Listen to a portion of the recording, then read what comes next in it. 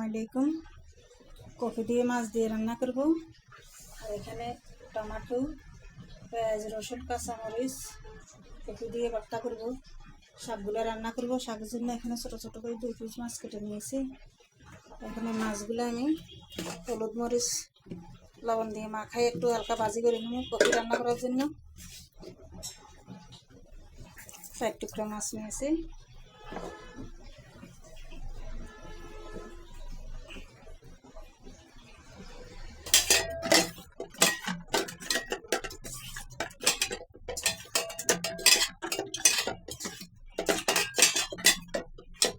মাছগুলো আমার মাখানো হয়ে গেছে। চুলাই কড়াই দিয়ে দিয়েছি, তেল গরম হয়ে গেছে।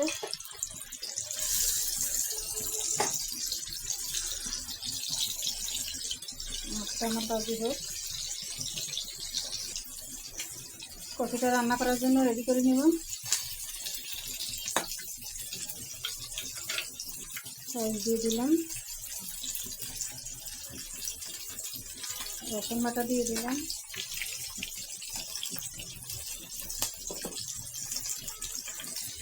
ধনিয়ার গুঁড়ো দিয়ে দিলাম, হলুদের গুঁড়ো দিয়ে দিলাম, মরিচের গুঁড়ো দিয়ে দিলাম। কাঁচামরিচ কড়াইটা আর একটু করে দিব। তেল দিয়ে দিলাম। মশলাটা এখন একটু কষাই নেব।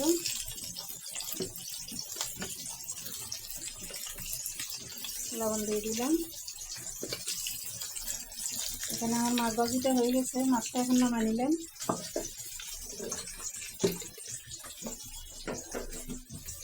মশলাটা একটু সামান্য পানি দিয়ে আমি আগে কষিয়ে নিব।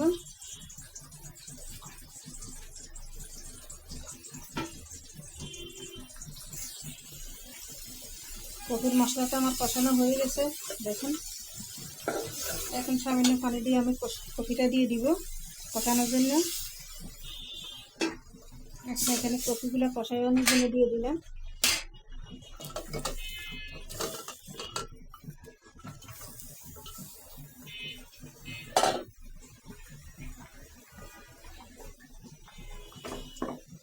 কফির ভিতরে এখন টমেটোটা দিয়ে দিলাম আমি। কাঁচামরিচটা আরও পরে দিব।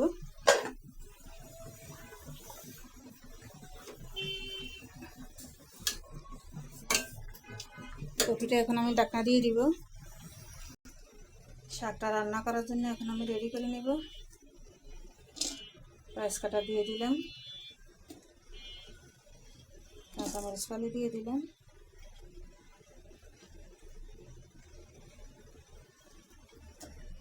আর এখানে 2 টুকরা মাছ ছোটো ছোটো করে কেটে নিয়েছি, এগুলো দিয়ে দিলাম। রসুন বাটা দিয়ে দিলাম। সামান্য একটু হলুদের গুঁড়া দিব, মরিচের গুঁড়া দিয়ে দিলাম,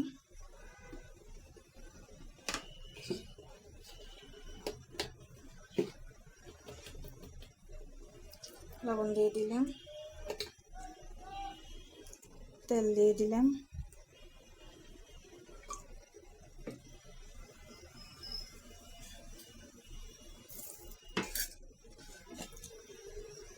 এখন এই চুলাতে আমি শাকের মশলাটা বসাই দিয়েছি। আগে একটু তেলের ভিতরে হালকা ভাজি করে নিব, তারপর কষাবো। মাছ মশলাটা এখন আমি একটু ভাজি করে নিয়েছি তেলের ভিতরে। এখন একটু পানি দিয়ে দিব কষানোর জন্য। মাছের যেন কাঁচা গন্ধটা চলে যায়। আগে মাছগুলো কষাই নিব, তারপরে যাই, তারপরে শাক দিব। এগুলো আমার কষানো হোক। কফিটা আমার কষানো হয়ে গেছে। এখন আমি পানি দিয়ে দিব আর মাছগুলো দিয়ে দিব।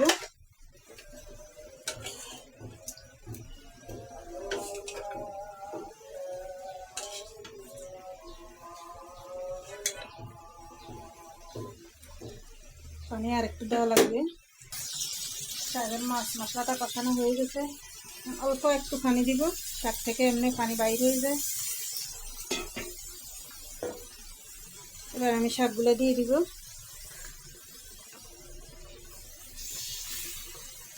আজকে রান্না করতেছি, সবসময় তো বাজি করি, আজকে রান্না করি খাই।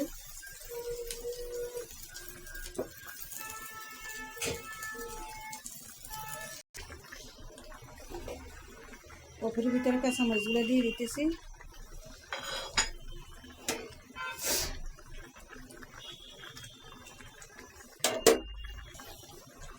কফিটা আমার হয়ে গেছে, এখন কফিটা নামাই নিব।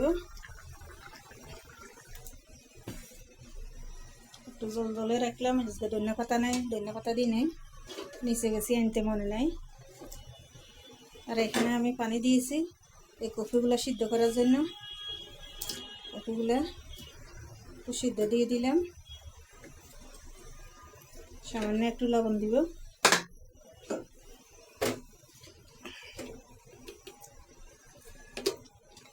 আর একটু সামান্য হলুদের গুঁড়া দিয়ে দিব, একটু কালার যাবেন, হলুদ হলুদ লাগে, না হয়তো সাদা সাদা লাগবে। এখানে একটা ঢাকনা দিয়ে দিব। এপাশে আমার শাকটা হয়ে গেছে, এখন শাকটা আমি একটু বাটিতে ডালে নিব।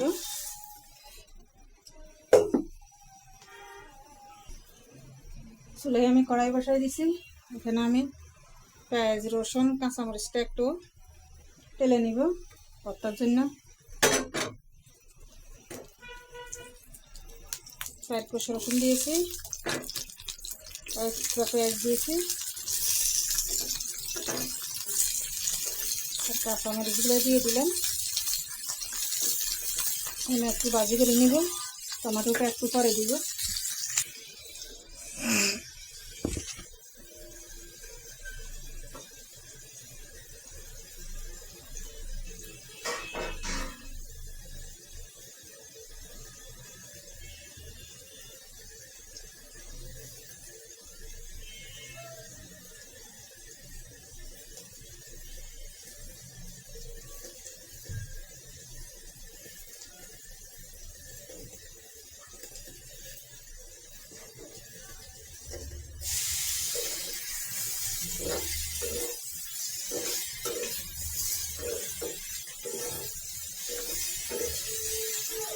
হ্যাঁ, ওই সেটা দিয়ে রাখা বাদ কটা বাজে,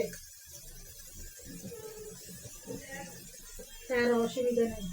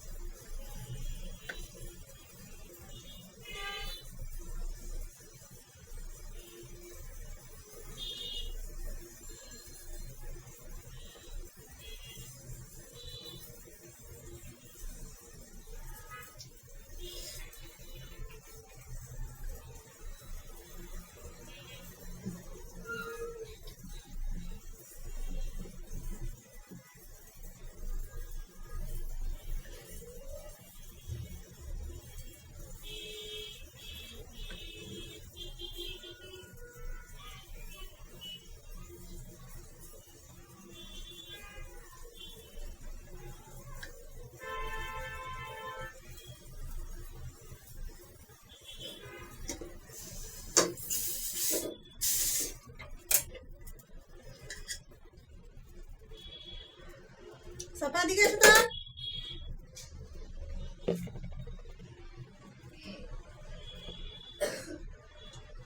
সরিষা এত করে সরিষা কত গান।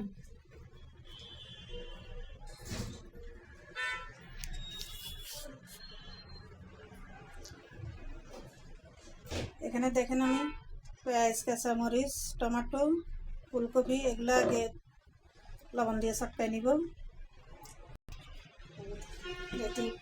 একটু লবণ দিয়ে আগে মরিচটা, রসুনটা, পেঁয়াজটা কষলাই নিই। সব কিছু আমি চটকাই নিছি। পেঁয়াজ, মরিচ, কাঁচামরিচ, রসুন, ফুলকপি, সরিষা তেল দিয়ে দিলাম। সবগুলো একসাথে মাখাই নিব। আজকে ধনিয়া পাতা আনতে মনে ছিল না, নিচে গেছি, তারপরেও ধনিয়া পাতা আনতে মনে ছিল না। ধনিয়া পাতা দিলে ভর্তাটা আরও টেস্টি হতো। শীতের দিনে আসলে ধনিয়া পাতা ছাড়া কিছুই ভালো লাগে না। কেন টমেটো ধনিয়া পাতা দিতে হয়। আমার ভর্তাটা রেডি হয়ে গেছে, দেখেন তুলে নিলাম। ভর্তা প্রেমীরা সবাই বাসায় চলে আসেন, ভর্তা দিয়ে ভাত খাওয়াবো। গরম গরম ভর্তা, গরম গরম ভাত।